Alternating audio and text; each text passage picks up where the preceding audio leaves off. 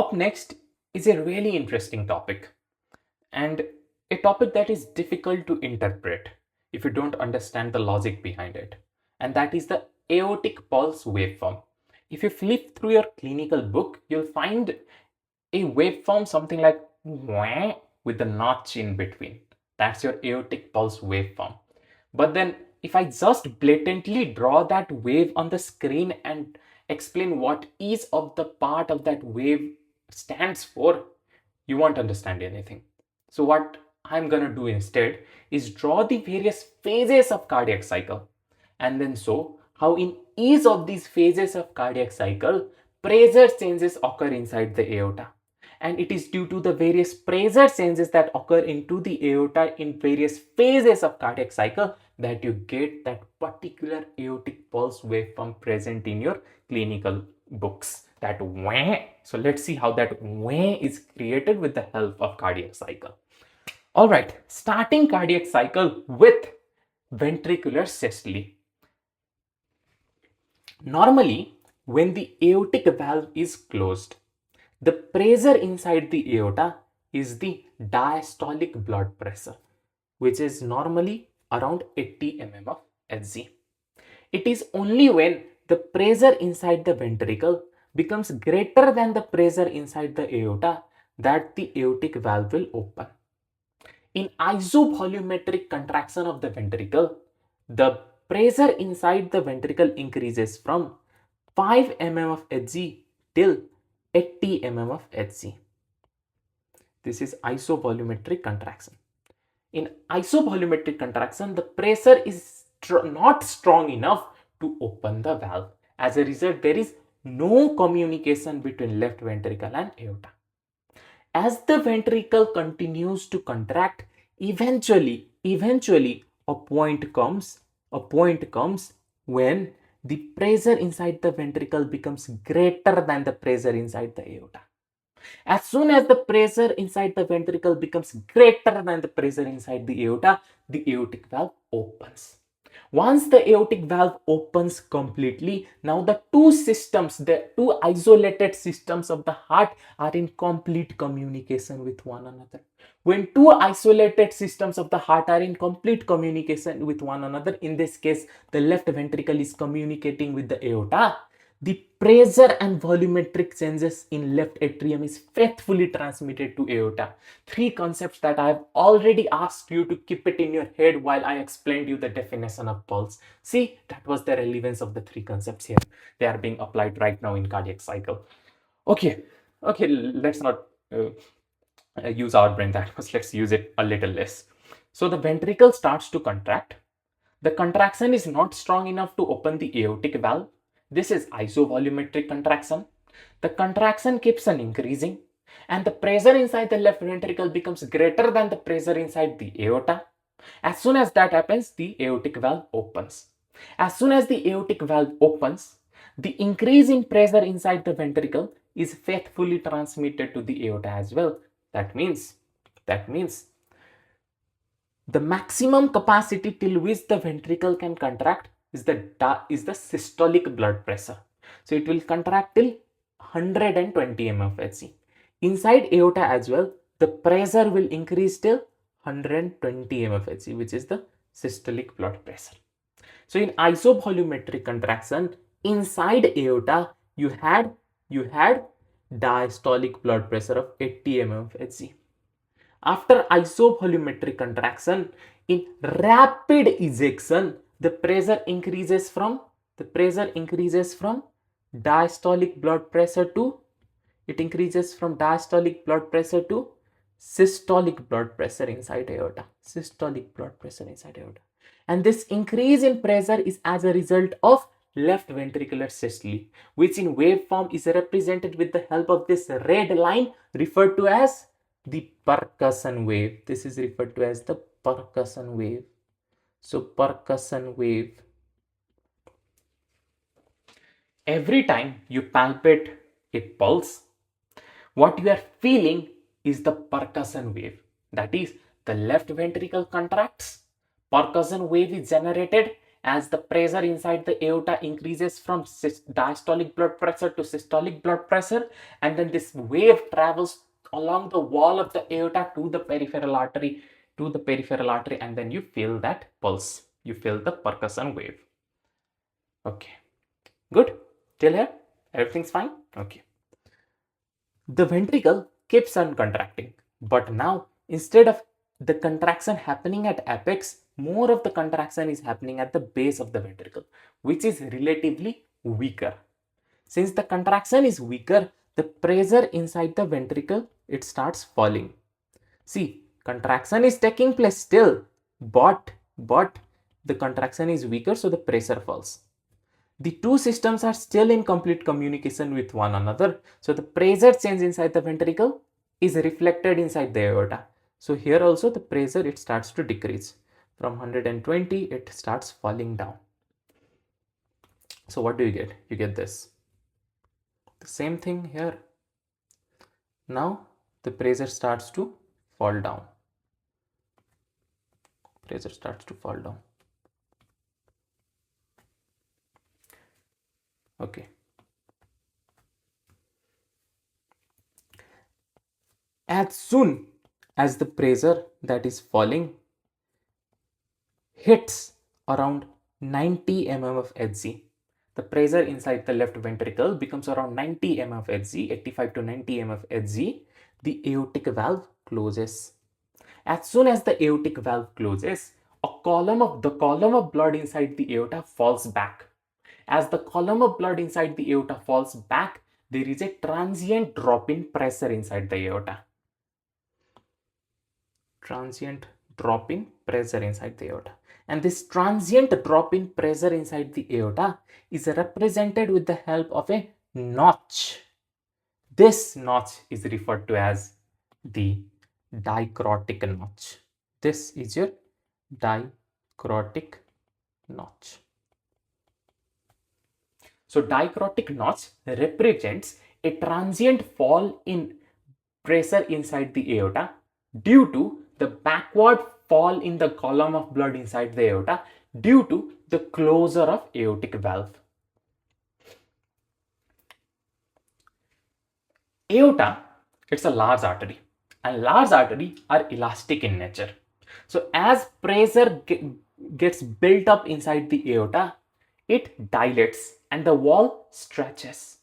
As soon as the valve closes, now this highly stressed aorta recoils back. So the stressed aorta recoils back. Due to the recoiling of the aorta, it squeezes the blood inside it, which results in transient rise in pressure. There is transient rise in pressure.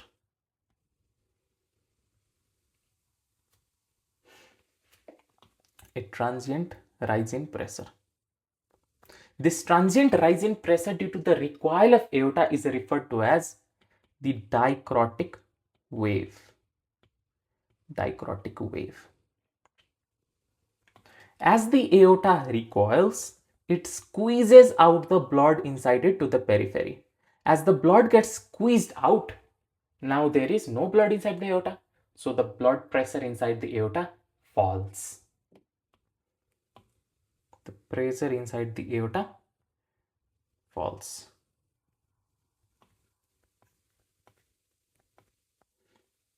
It falls just like this, and this is referred to as diastolic runoff, because the blood inside the aorta is running away as the ventricle is under diastole, so it is referred to as diastolic runoff. And with that we are done with the various phases of cardiac cycle representing the various parts of aortic pulse waveform. Let me revise it for you. So this is what happens. First, the left ventricle starts to contract. The very first phase of left ventricular systole is isovolumetric contraction. In isovolumetric contraction, the pressure inside the ventricle is less than the pressure inside the aorta.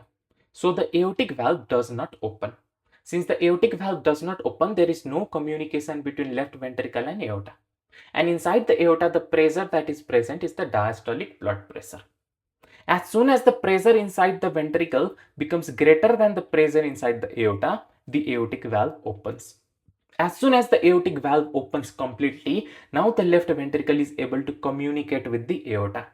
As a result, if there is rise in pressure inside the aorta, inside the ventricle, there is also rise in pressure inside the aorta by same extent. That means as the pressure inside the left ventricle increases from diastolic blood pressure to systolic blood pressure, inside aorta as well, the pressure increases from diastolic blood pressure to systolic blood pressure. And this is represented in aortic pulse waveform with the help of a rise, which is called the percussion wave. When you palpate the peripheral pulse, you are feeling the percussion wave. Then the contraction of the ventricle shifts from apex to base, and the contraction is relatively weaker. As a result, what you get? So there was isovolumetric contraction, then rapid ejection, then a slow ejection. That is, the ventricle is still contracting, but it is contracting weakly. So there is fall in the pressure. With fall in pressure inside the left ventricle, there is also fall in pressure inside the aorta by same extent. As soon as the pressure falls to around 90 mm of Hg, as soon as it falls to around 90 mm of Hg, the aortic valve closes. Due to closure of the aortic valve, a column of blood in the aorta, it falls back. Due to the downward fall of the column of blood, there is a transient drop in the pressure inside the aorta. And this is represented with the help of dicrotic notch. So dicrotic notch is as a result of closure of aortic valve.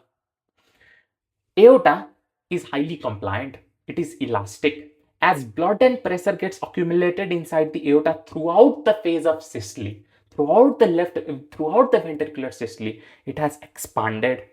But now as ventricular diastole has started, the aorta is gonna recoil back. As the aorta recoils back, it squeezes the blood inside and transiently increases the pressure, which is represented by dicrotic wave. Then it squeezes all the blood from inside the aorta to the periphery. So there is again fall in pressure inside the aorta back to diastolic blood pressure, which is represented by diastolic runoff, because the blood inside the aorta is running away to the periphery while the ventricle is going through diastole. Understanding the various types of pulse. Very first, you have the normal pulse, which is also referred to as the catacrotic pulse. So what I have explained till now with the help of various phases of cardiac cycle, showing the different changes in pressure inside the aorta with each phase of cardiac cycle in the form and then represented in the form of a pulse waveform, was your catacrotic pulse. A catacrotic pulse has an ascending limb and a descending limb. The ascending limb is also referred to as the anacrotic limb, and the descending limb is also referred to as the dicrotic limb. So it has an ascending anacrotic limb and a descending dicrotic limb. So what did we have? First, inside the aorta, the pressure that was present during the isovolumetric contraction was the diastolic blood pressure.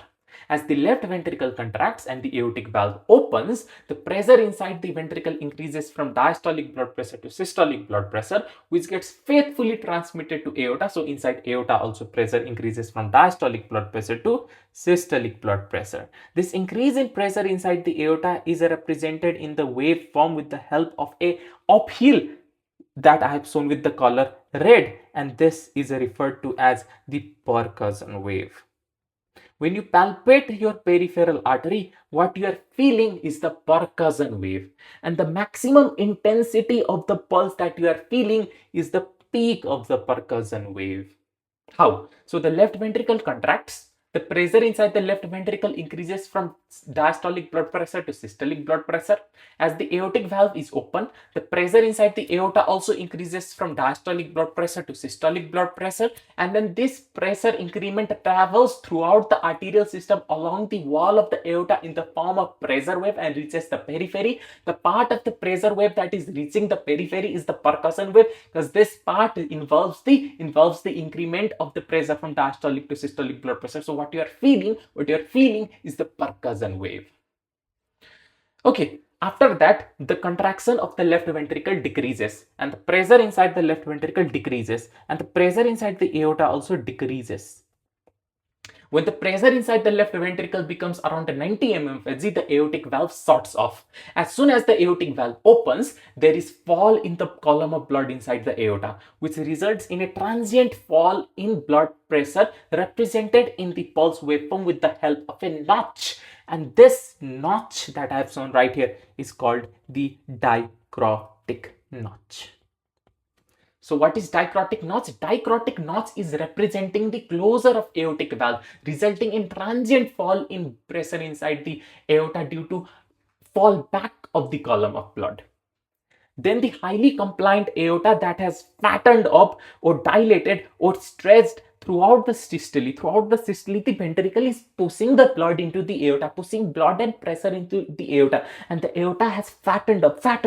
Now it is gonna recoil back. As soon as the aortic valve shuts off, it is gonna recoil back. The recoil is gonna produce pressure inside of it, and this is represented by another wave, which is called the dicrotic wave.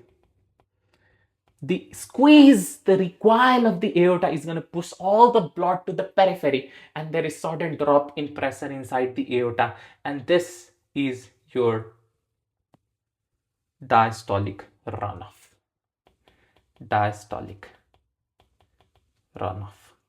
And the pressure inside the aorta falls back to diastolic blood pressure.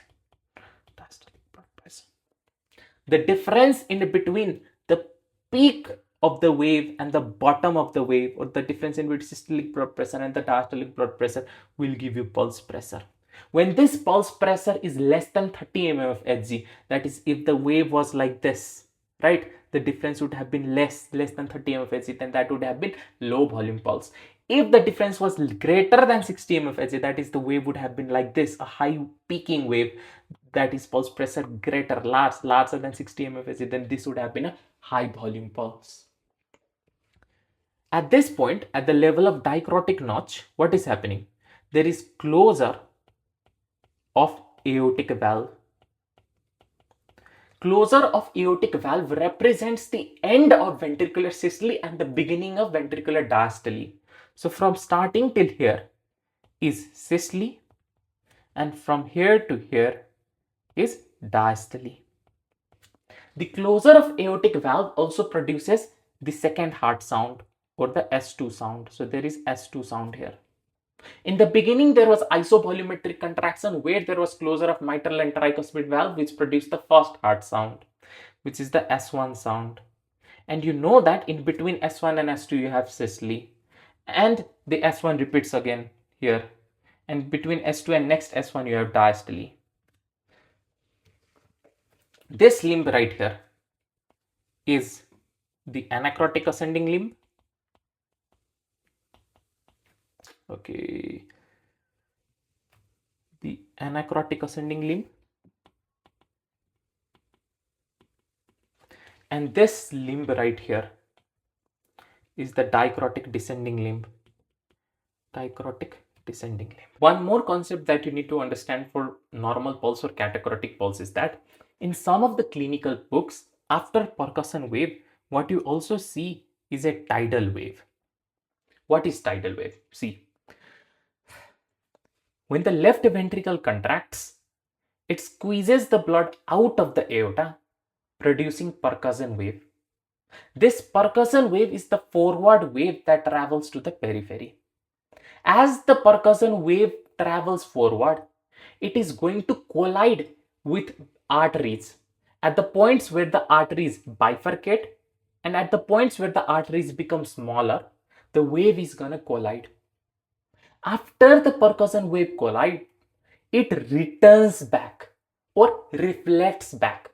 So you have two waves, the percussion wave moving forward and the reflected wave moving backward. These two waves, when they meet each other, they attenuate. What is attenuation? Attenuation is when two things, they merge and become bigger. So here as well, one wave is moving forward, the other wave is moving backward. Both of them, they collide and then increase in intensity. This is tidal wave. So left ventricle contracts, percussion wave moves forward, it gets reflected back from the periphery, The percussion wave and the wave reflected back, they collide with one another and increase in intensity, producing a new wave called the tidal wave.